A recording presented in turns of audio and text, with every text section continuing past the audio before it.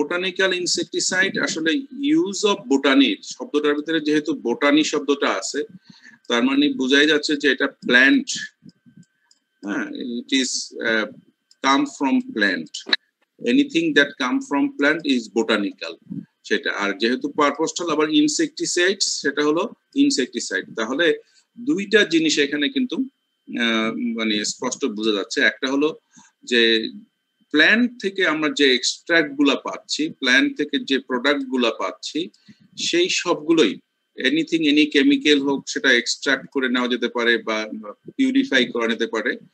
Usually those are come from plants, হ্যাঁ, সেটাকে আমরা বলতেছি বোটানিক্যাল ইনসেক্টিসাইড। যেহেতু এটা ন্যাচারালি প্ল্যান্টে তৈরি হয়, সেই কারণে প্ল্যান্টের এটাকে অনেক সময় ন্যাচারাল ইনসেক্টিসাইডও বলা হয়ে থাকে। Those are also known as botanical insecticide, also called, এই যে এটা ন্যাচারাল ইনসেক্টিসাইড।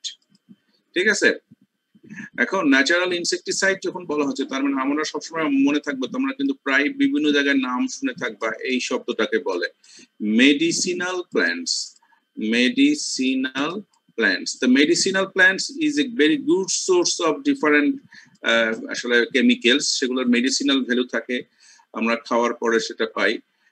তারপরে আবার আছে কিছু তোমরা হয়তো নাম শুনে থাকবা অ্যারোমেটিক প্ল্যান্টস।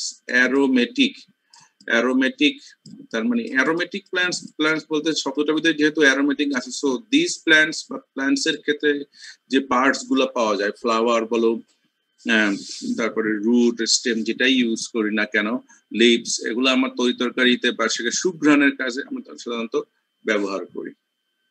তো এইগুলাই সাধারণত এই যে কি বলে টার্পিনয়েডস, কম্পাউন্ড গুলা, alkaloids, flavonoids, different kinds of complex sugar, সাধারণত এইগুলাই আমরা ডিফারেন্ট ইনসেক্টিসাইডাল প্রপার্টি থাকে যখন আমরা ইনসেক্টের ক্ষেত্রে ব্যবহার করব, তখন কিন্তু সেটাই আমরা বোটানিক্যাল ইনসেক্টিসাইড হিসেবে ইউজ করা হয়। এবং এটা মনে রাখতে হবে যে আসলে প্ল্যান্ট, তো যেহেতু আমরা প্ল্যান্টকে সেভ করার জন্যই আমরা যেটা মানে গ্রো করব, সেটা রাইস হোক, প্ল্যান্ট হোক, এইটাকে সেভ করার জন্যই আরেকটা প্ল্যান্টের এক্সট্রাক্ট আমরা ব্যবহার করতেছি। হ্যাঁ, সো মনে রাখতে হবে যে সেটা আমাদের জন্য কিন্তু বেনিফিশিয়াল, যেহেতু এটা আমরা কোনো কম্পাউন্ড এখানে সিনথেটিক ব্যবহার করতেছি না, দিস ইজ ন্যাচারাল, সেই কারণে এটার বেনিফিশিয়াল ইফেক্ট বা অ্যাকসেপ্টেবিলিটি খুব বেশি আর কি। ঠিক আছে, তো নর্মালি প্ল্যান্ট যেটা করে, যখন প্রডিউস করে টু কাইন্ডস অফ কেমিক্যাল। একটা হলো যে প্ল্যান্ট সবসময় যখন একটা পেস্ট অ্যাটাক করে আর নাই করুক, থাকে আর নাই থাকুক, সেটাকে আমরা সেই কম্পাউন্ডস গুলাকে বলা হচ্ছে কনস্টিটিউটিভ কেমিক্যালস। এবং এইটা প্ল্যান্টের কাছ থেকে